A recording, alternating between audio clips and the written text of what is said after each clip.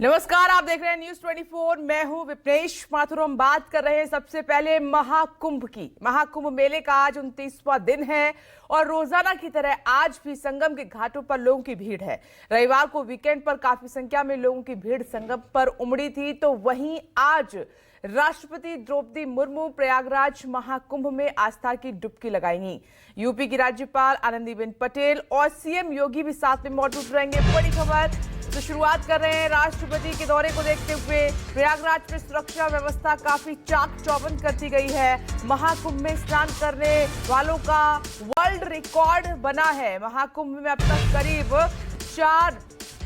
41 करोड़, जी हां, पहले 40 करोड़ फिर 41 करोड़ श्रद्धालुओं ने कुल अब तक पावन डुबकी लगाई है। महाकुंभ में स्नान करने का वर्ल्ड रिकॉर्ड बना है। आप देख रहे हैं लगातार जो है श्रद्धालुओं की संख्या बढ़ती हुई जा रही है। 42 करोड़ से अधिक लोगों ने अब तक आस्था की डुबकी लगा चुके हैं। संगम नगरी में श्रद्धालुओं का जन सैलाब उमड़ा हुआ है। दीपक दुबे लगातार हमारे साथ मौजूद हैं, महाकुंभ पर अपनी नजर बनाए हुए हैं। दीपक, आज 29वां दिन भी है, कई रिकॉर्ड भी कायम किए हैं महाकुंभ ने, और खास इसलिए आज का दिन कि राष्ट्रपति द्रौपदी मुर्मू पहुंच रही हैं आज आस्था की डुबकी लगाने के लिए।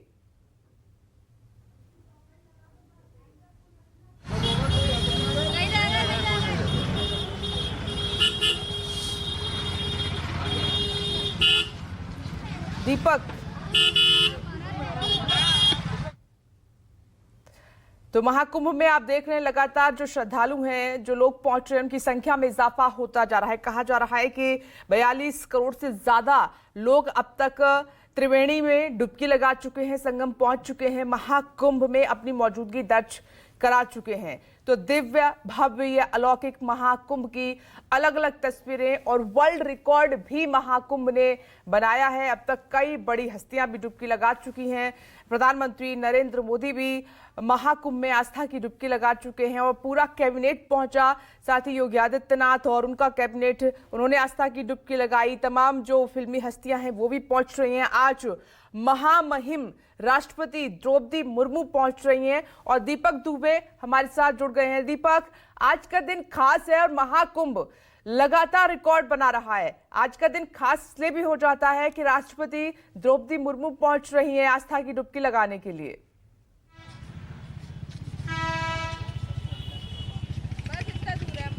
जी बिल्कुल, आपने सही कहा। आज महामहिम राष्ट्रपति द्रौपदी मुर्मू पहुंचेंगी और इसके साथ साथ उत्तर प्रदेश के मुख्यमंत्री योगी आदित्यनाथ भी यहां पर पहुंच रहे हैं। द्रौपदी मुर्मू, आपको बताएं कि यहां पहुंचेंगी, त्रिवेणी संगम में स्नान करेंगी वो, उसके बाद वटवृक्ष के वो दर्शन करेंगी जैसा कि प्रधानमंत्री नरेंद्र मोदी और गृह मंत्री अमित शाह ने दर्शन किया हुआ था, और उसके बाद फिर लेटे हुए हनुमान जी के दर्शन करेंगी। और ऐसे में आपको बताएं कि बड़ी संख्या में श्रद्धालु भी 12 तारीख के अमृत स्नान के लिए देश के अलग अलग हिस्सों से पहुंचना शुरू हो चुके हैं। और ट्रैफिक जाम की बात की जाए तो अलग अलग रूट पर जो महाकुंभ प्रयागराज में लोग आ रहे हैं, चाहे वो लखनऊ की तरफ से आ रहे हैं, चाहे वो बनारस की तरफ से आ रहे हैं, चाहे वो मध्य प्रदेश की तरफ से आ रहे हैं, तो बहुत लंबा जाम लगा हुआ है और लोग तकरीबन 2 से 3 दिनों के, या कहें कि 12 से 15 घंटों तक ट्रैफिक जैम में फंसे हुए हैं।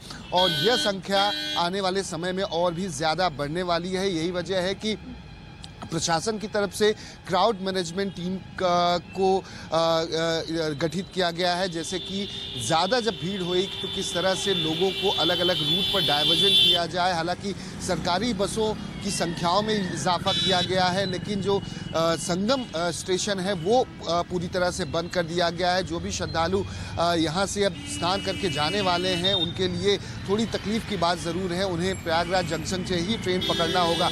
और इस वक्त हम फाफा के पास मौजूद हैं, गंगा घाट के पास में मौजूद हैं। हम वो तस्वीरें भी दिखाएंगे कि कितना लंबा ट्रैफिक जाम लगा हुआ है, और यह तस्वीर आने वाले समय में और भी ज़्यादा बद से बदतर होने वाली है कि लोग किस तरह से 10 से 15 किलोमीटर तक पैदल चलकर स्नान करने के लिए पहुंचने की पूरी कोशिश कर रहे हैं। आप देखें तो दोनों सड़कों के हिस्से में ये संगम घाट पर यह रास्ता जाता है और फाफा मऊ के ब्रिज पर इस वक्त हम मौजूद हैं। नीचे गंगा जी यहाँ से बहती हैं और लोगों की हुजूम भीड़ आपको नज़र आ जाएगी।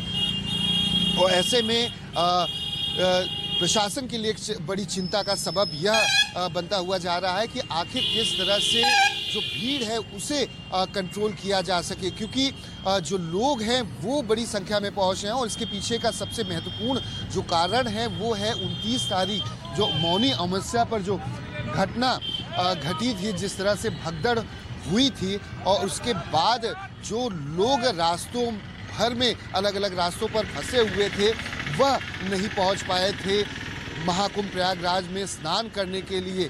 ऐसे में सभी रास्ते बंद कर दिए गए थे। लोगों से अपील की गई थी कि किसी भी तरह से आप अपने घर अभी के लिए चले जाइए, क्योंकि लोग 2 से 3 दिनों तक भूखे थे, प्यासे थे, रास्ते पूरी तरह से बंद कर दिए गए थे और ऐसे में लोगों ने फिर अपने परिवार के साथ जो लोग पहुंचे हुए थे वह वापस लौटना शुरू हो गए थे। लोगों को यह उम्मीद थी कि शायद आने वाले समय में थोड़ी भीड़ ज़रूर कम होगी, लेकिन वो भीड़ कम होने के बजाय आपको बताएं कि मौनी अमावस्या से ज़्यादा भीड़ इस वक्त प्रयागराज के महाकुंभ में देखी जा रही है। चाहे महिलाएं हों, चाहे पुरुष हो, चाहे बच्चे हों, सभी यहाँ पर हैं। हमारे साथ यहाँ पर शख्स है। आप कहाँ से आ रहे हैं? फरीदाबाद।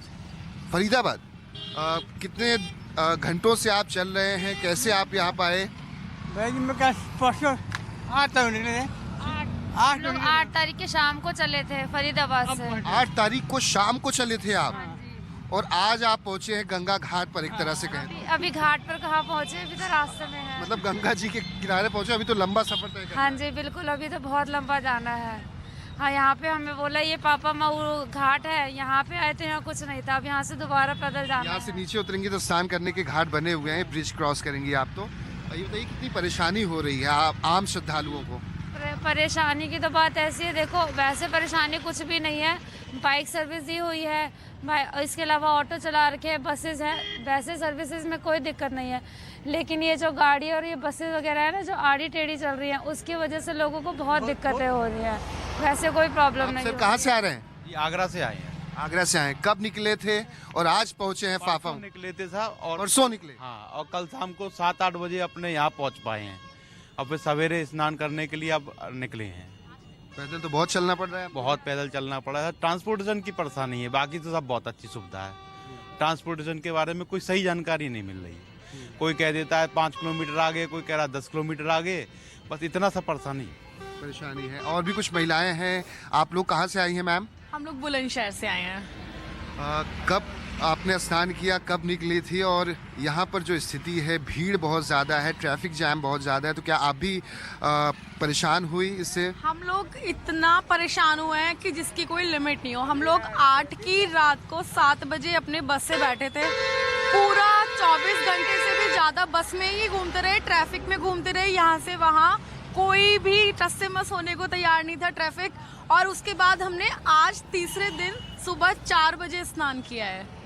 हमें बहुत ज़्यादा परेशानियों का सामना करना पड़ा। हम लोग बच्चों के साथ आए हैं और खाना भी नहीं था, सड़क पे भी नहीं जा सकते थे, कुछ भी नहीं कर पा रहे थे। मतलब बहुत ज़्यादा वर्थलेस कंडीशन हो गई थी। क्या आप लोग मौनी अमावस्या पे आने की प्लान किए हुए थे? जो घटना घटी उसके बाद आपने पोस्टपोन किया, या यही 12 तारीख या 10-11? यही सोचा था कि शाही स्नान पर तो नहीं आएंगे क्योंकि बहुत ज़्यादा रश होता है, लेकिन हम ये सोचकर आए। उसके बावजूद भी यहाँ इतना रश है और जो वीडियोस में लोग इंस्टा पे रील्स डालते हैं, इतनी फेक न्यूज़ डालते हैं कि यहाँ भीड़ नहीं है, यहाँ पूरी व्यवस्था है, जबकि व्यवस्था के नाम पर इतना कुछ नहीं है। मतलब किया है प्रशासन ने, लेकिन इतना नहीं है। भीड़ बहुत ज़्यादा हो गई। हाँ, भीड़ बहुत ज़्यादा है।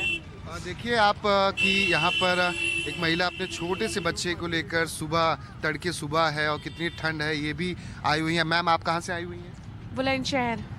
कैसा रहा आपका एक्सपीरियंस यहाँ पर? हालांकि आपको परेशानी तो ज़रूर बहुत हुई होगी। बहुत ज्यादा परेशानी थी, इतना रश है कि मतलब दीपक आगे हम बातचीत करते रहेंगे श्रद्धालुओं से। अभी एक छोटा सा ब्रेक ले रहे हैं, फौरन लौटेंगे। निष्पक्ष मतलब